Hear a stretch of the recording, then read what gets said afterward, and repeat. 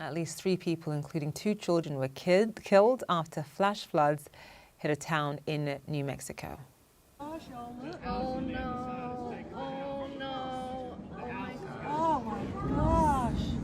Oh my God. Oh my God. According to officials, monsoon rains triggered flash flooding on Tuesday at a village in the southern part of the state. Yeah, the Rio Ruidoso River rose to an unprecedented 6 meters or 20 feet, shattering its previous record by over 1.5 meters. At least 85 Swift River rescues in the area were carried out by rescue crews, including people trapped in their cars and their homes. Ruidoso's mayor spoke about the flash flooding. It didn't look like it was going to be this massive, but it was. It hit hard, it hit fast. We did breach all of our bridges.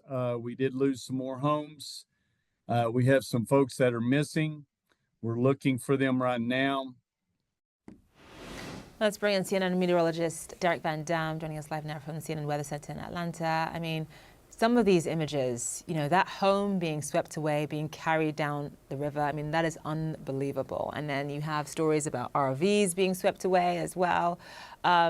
3 people killed, 2 of them children. It's always heartbreaking, especially when you think about what happened out of Texas. Really heartbreaking to see this happening somewhere else in another state as well. Derek, just walk us through what we know so far. Yeah, it's another tragic flash flooding event here in the United States, this time over the western U.S. This is what we mean by flash flood. This is a literal wall of water, and you can see with the Rio Ruidoso River as it picks up the debris from the surrounding area. So this has been exacerbated by a wildfire that was in the region back in 2024.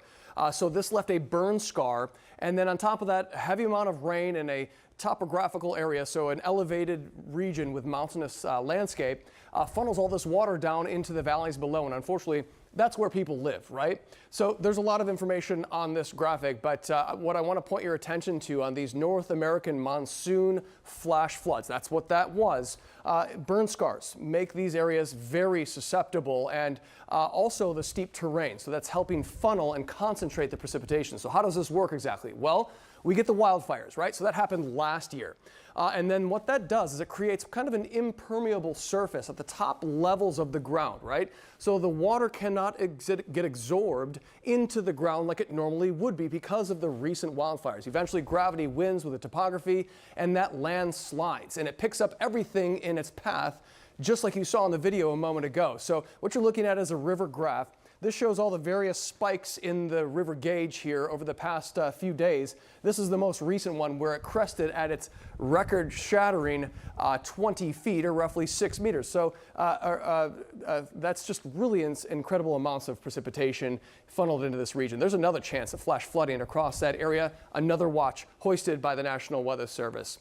Equally as important, but a different type of flash flood threat here exists across the Mid-Atlantic. New to CNN, this area, the level 3 of 4, where you see that darker shading of red, that has been expanded to include Baltimore, as well as Washington, D.C. and Philadelphia. These areas have the potential for flash flooding, but the difference here is there's no burn scars in the area. This is all because of the impermeable surface that really is the concrete jungle across the Mid-Atlantic of the United States, not able to absorb this amount of water.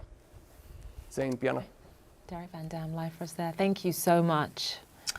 Well, the mayor of Kerrville, Texas, says the rising death toll after last week's catastrophic flooding breaks his heart, like all of ours. Officials now say at least 119 people were killed and more than 160 are still missing after the disaster that unfolded July 4th weekend.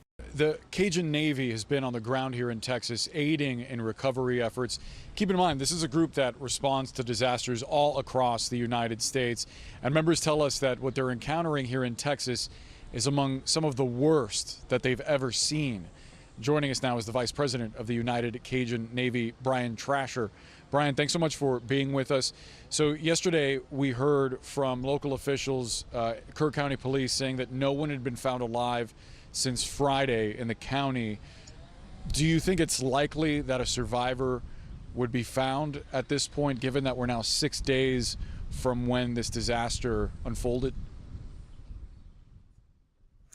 I think unlikely is an optimistic word. You know, once you get past the 48 to 60 hour mark, the survivability index goes way, way down. We always hold out hope for a miracle, But as to your point, after the 6th day, it'd be unlikely that someone, if they didn't drown, was able to survive just out in the heat and with wildlife and not having any food or water. Yeah, and we've heard from volunteers and first responders who tell us that that doesn't change the fact that they hope to find survivors and at the very least to bring solace to families whose loved ones are currently missing. So the work itself doesn't change and the motivation doesn't change. I do wonder how long you think this operation is going to take place, how long the Cajun Navy plans to be here. I think we can be there as long as the EOC wants our help. We've been having a K-9 team on the ground for at least since Saturday, I think, and they're responsible for at least a dozen recoveries. Unfortunately, nobody that was alive, but again, those families will get closure with their loved ones being their remains at least being found. We just brought in one of our superhero teams, the Mountain Mule Packers from North Carolina. These are the mules that were going up the mountains. We met them when we were out there after Hurricane Helene, and we were having trouble getting power and Starlinks up into the mountains. The treetop cover was too heavy for helicopters to land, and these mules brought up power packs and Starlinks all the way up to these little mountain towns, and we're able to get the missing person list go from like 4,000 under 1,000 in just a couple of days, just because people were getting powered up and connected. Yeah, it's immensely helpful to have that kind of ability to do that, and it just kind of illustrates for folks at home what the terrain is like here. You've got rivers, mountains, dense brush. I also wanted to ask you about specifically what it's like for your crews to go into areas like that, because the heat is now sweltering. You've got, at least in the last few days, there had been the danger of more rain, and on top of that, it's just the amount of hours, the residual exhaustion for your teams. Talk to us about what it's like when they head out there. It's everything you described. We made the decision early on that given the sensitive nature of the type of missing persons we were looking for, we were only going to use what we call special ops volunteers, or mostly combat veterans. They did deployments in Iraq and Afghanistan, so they're used to the heat, they're used to seeing horrible things, and they're emotionally and mentally tough enough to handle it and do the job and finish the mission. Brian Trasher, thank you so much for giving us that context. Appreciate the work that the United Cajun Navy has been doing here. Yeah, thanks CNN. Y'all have been all over us since day one. We appreciate you. Of course. So we want to remember the victims here in Texas as we head to break. People like retired veteran Bill Venus, a father of 4 who served more than 30 years in the U.S. Army. Venus's son traveled all the way from Maryland to personally search for his father and confirms to CNN that he did find him.